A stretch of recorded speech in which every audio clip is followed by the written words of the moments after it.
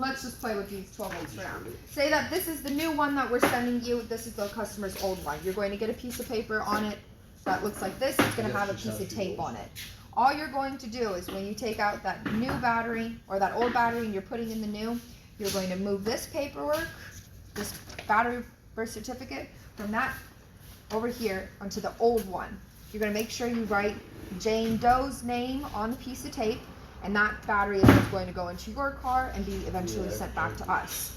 In that, for now, you guys are going to have this physical form, and that's where everything you're going to need to fill out. So obviously you guys are going to be in a new section. You're not going to have redos.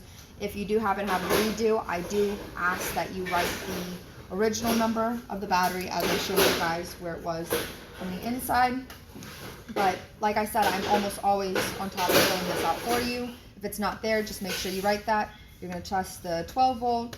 If there are codes before, you're going to write them. If there are none, just say none. Codes after, if there are any.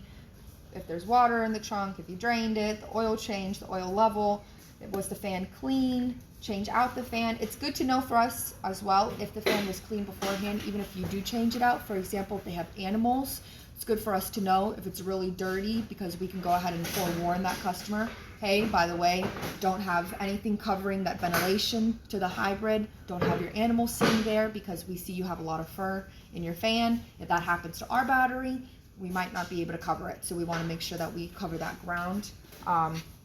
Receipt, you're going to still write a receipt for every customer, physical, just because we need it for our taxes. It's just going to be really quick. You fill it out, what the year of the car is, whatever. But you want to make sure that you put that in with this battery birth certificate when it comes back to office, so that I get it. So that's all you're saying, is if the receipt is included. Like I said, this one's a little bit old. We have it a little bit different now. But you're going to have the odometer reading on here. You're going to have the VIN number, and then if there are any before or after lights. And that's going to all stay together, and that's going to go with Jane Doe's original battery.